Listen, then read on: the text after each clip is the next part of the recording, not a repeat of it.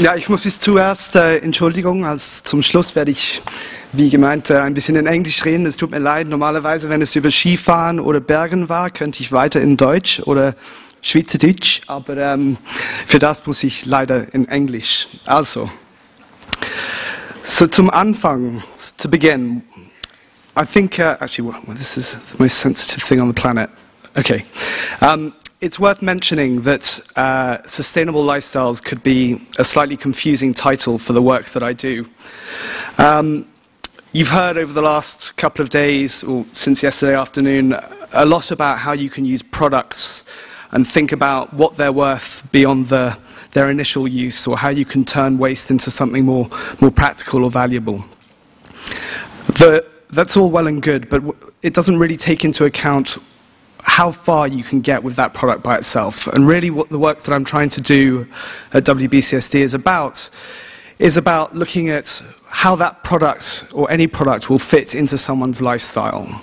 And as so many of the products that we use on an everyday basis have energy embedded with them, or energy is involved in their use, very often it's the use itself of a product that is the thing that we need to concentrate on, and not what you can do to the product beforehand. It's also worth mentioning that this is, as said, it's quite a new way of looking at this. What we're actually talking about here is more traditionally known as sustainable consumption and production. But WBCSD, and I'll explain very quickly who we are, has a relationship with multinational businesses, not with consumers, and therefore the way that we feel that we can make a difference in this space is to talk about what companies can do. And up until now, the conversation on sustainable consumption and production, at least, has very much revolved around how you market more sustainable products to consumers. And despite the amazing work that companies such as Interface or Patagonia or Nike or many of the other companies that you know who take these things very seriously, despite all the work that they're doing, if you wanted to live a sustainable lifestyle today, it simply wouldn't be possible. So, WBCSD, very quickly, who are we? Well, we are an organization that's CEO-led of about 185 multinational businesses, as said, set up in Rio in '92 by, amongst others, Stefan Schmidheiny, a Swiss. And we're based in Geneva, and we work with these multinationals on their sustainable development programs, and we try and help them to progress their ambition levels and their actions as well. Back in 2010, we released what is a fairly well-known publication called Vision 2050, which was the first time that business sort of collectively stood up and said at an international level that business as usual is no longer an option and that transformation is required. And it's basically the goal by which all of our work is driven, which is a very simple vision, which is 9 billion people all living well within the boundaries of the planet by 2050. So all of the work that we do has to work towards that. So where does sustainable lifestyles fit in, if this will work? So just on a very, I'm sure you all know this, but it's always worth mentioning it. The reason that we're looking at this problem is that there's simply too many of us. By 2030, there will be an extra 3 billion middle-class consumers, and with current trends as they are all going to want to live how we have the joy and the honor of living here in Europe and in North America. And it's, as you all know, it's 9 billion people by 2050. So that comes with it a resource challenge in that by 2030, not 2050, by 2030, we're looking at 50% more energy required, 40% more water, and 35% more food, just based on current consumption patterns, which are already stretched in many areas of the world. And finally, as I'm sure it's becoming a sort of so much of a buzzword that it doesn't mean anything anymore, but these challenges are systemic. This is a surfer in Bali, and he is completely surrounded by waste. And it doesn't matter where you look, whether it's our waste management flows or climate change, these things are all systemic. If you take food, for instance, we waste or we lose something like $750 billion of food every year. And this is at the same time as someone dies every 6 seconds from malnutrition, and all of this food that we throw away takes 3 times the volume of the Lake of Geneva of water to produce it, and it accounts for 11% of all carbon emissions. So just food that we throw away is a 10 or 11% reduction in emissions, and when we're trying to get to 80% emissions by 2050, that 10% becomes quite important. So really what we're trying to do, don't try and read this, sorry, but what we're trying to do at WBCSD is we're trying to say, okay, so it's not possible within the current systems that we have in place to live sustainably. We need to look at how people are living their lives and how they want to live their lives in the future, and as business, first come up with meaningful solutions to addressing how people want to live in a way that would possibly be sustainable before we can then go to them and say, and by the way, part of the bargain here is that you also have to change slightly either your aspirations or your behavior or whatever it might be. But it's no good as business going, firstly, please buy our slightly more sustainable product. It's not going to fix anything, but we can charge you a little bit more for it, and therefore you should do it. So really, I know that's a very cynical way of looking at it, but the point is to say, as business, this is the way we should be advancing our thinking, very much in Lara's pointing to the sort of the more radical approach. This is a systemic area that we need to start thinking in, and I'm lucky enough to have been given the opportunity to try and work with some multinationals around how one might do that. So I shall try and explain what we're trying to do, as mad as it might sound. Basically, we think there are 3 areas that we need to focus on as business. Firstly, we need to understand better where the footprint of consumption is occurring. So it's not just what the LCA of a product is, but it's also what happens when you look at that LCA in conjunction with a lifestyle. So how much is the product accountable for? How much is it actually an infrastructure problem? How much of it is to do with, could we fix with technology improvements? How much could we do with policy or with business models, or quite, you know, at the last bit, how much do we need to do with behavior? How much of it is simply a question of behavior? But once you understand these points, then you can start actually thinking about how you might innovate better to address those. So if you're making a shower gel and you control 20% of the impacts of that product, then focusing on getting like another 1% out of the shower gel is a complete waste of time. You need to be working with companies who are involved in the infrastructure for heating water, or energy generation, or whatever it might be. So if we understand those, and we know better how to innovate, and then finally, we can also understand what it is, we need to understand what it is that people are actually willing to do. So which aspects of people's lifestyles could we perhaps change? Which aspects of people's lifestyles are going to be a real challenge to change? And we actually need to start thinking about how we work around altering aspiration, or realigning aspiration with the direction in which we want to point them. Because at the end of the day, these ideas have to be commercially viable, whether it be on a 1-year basis or a 5-year or a 50-year basis. At some point, the ideas must pay off. So you can't do something that no one's ever going to engage in. So that's our sort of building blocks. Now, what does this mean for companies? Well, the companies, as I've said, they basically can control these 3 elements. They can control what they do around extraction, they can control what they do around production and logistics and getting it to the customer, and they can, to a certain degree, try and control what happens around disposal. But that is not what happens in terms of true impacts of a given product. These are systemically controlled. So they largely occur around these 6 areas.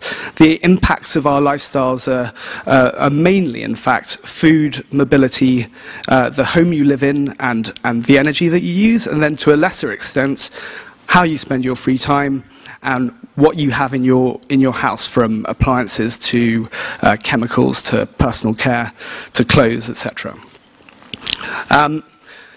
So actually, the work that we're trying to do, and if anyone wants to ask me about this in more detail, please do, but I can't begin to explain it properly in 10 minutes. But basically, we're saying, okay, what does a current lifestyle look like? So for instance, in Europe, this study was done by the EU a few years ago.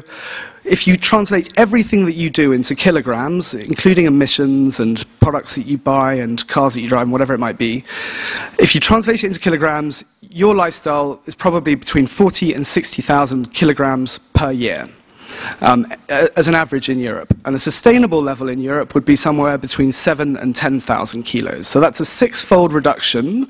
And this applies in Switzerland as well, where we live quite cleanly and our energy is largely renewable. It's a 6-fold reduction in the consumption that is involved within how you live your life.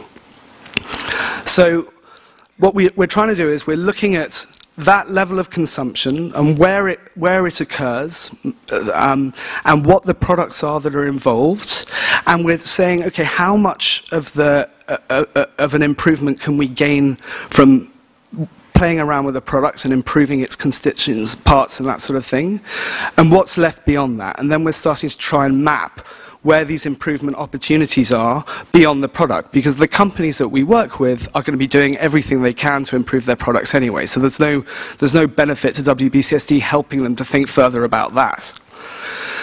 And we're trying to focus, as I said, our ideas around these core areas of where they can make a difference. But most importantly, we're not doing it by just looking at one product line. We're saying if you all sit together from the technology industry or from the car industry or from the agricultural industry or from home care, and you think about your supply chains and your raw material requirements and how you market to your customers and your logistics and all the rest of it, if you sit together and examine these problems and say, okay, well, here at a household level are the areas that are causing the most impact, where do we fit into that, and where can we actually work together to improve the overall ability of someone to live a more sustainable lifestyle?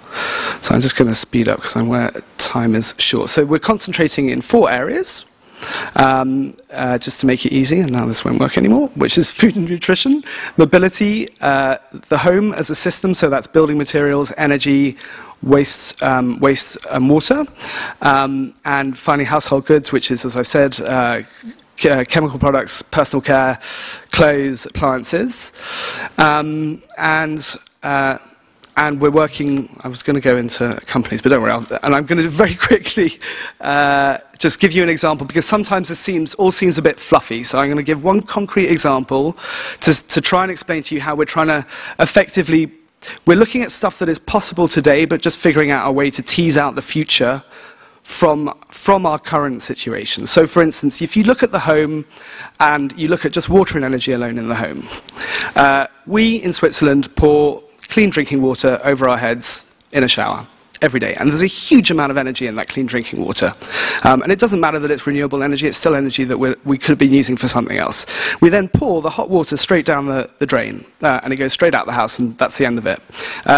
We could quite happily filter the hot water, remove out all the stuff that's literally been touching your body for no more than a second, and put it straight back over your head. This is a completely, I mean, it's a technology that exists today. So you reheat by a degree or two and reroute it around. That water doesn't need to just flow out the house when we're done with the shower. That water could quite happily go through a heat exchanger, and you could get value out of the hot water leaving the house. You could put stuff into shower gel or into detergents that enzymes, and this is already being explored by companies such as Novozymes, that encourage algal growth further down the line. We don't need to be sending all of our water to chemical plants where they purify them and do all the rest of it. There are natural infrastructure options available to us, especially in countries like Switzerland, where we have green and moderate climates, and these things will work quite happily. There are now homes in Germany where they're generating energy from algal walls. So like all of these options are available. They're simply not being explored, either because the technology is too unstable, or they're not cost effective at the moment. But these things can be thought about in a completely different way that allows us still to continue to live how we want to, but perhaps with a massive reduction in impacts, which are appropriate, given that what we're aiming for is a 20% reduction in emissions alone by 2020 and an 80% reduction by 2050.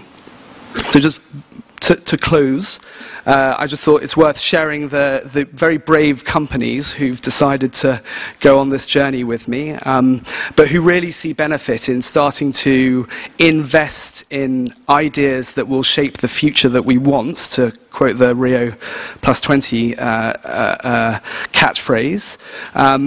And there are quite a few Swiss ones on there, actually, Firmenich and, or is it one Swiss one? Firmenich.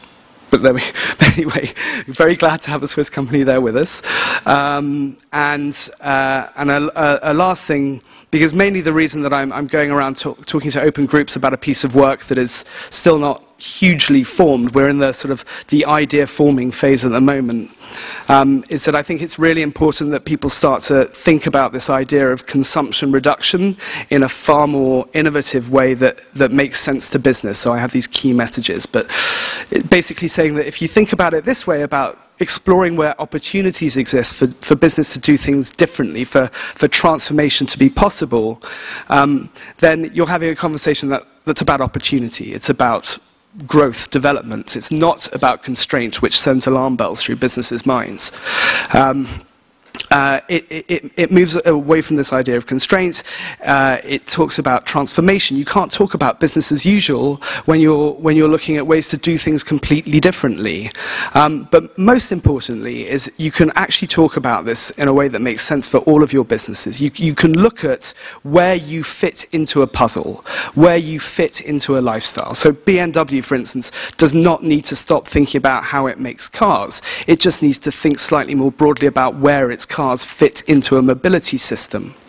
And that's very powerful for companies, because it means you can keep doing what you're doing and identify where you're going to be in the future, whilst maintaining what's driving your economic ability to get there today. And this is sort of what the lady from BMW was talking about yesterday.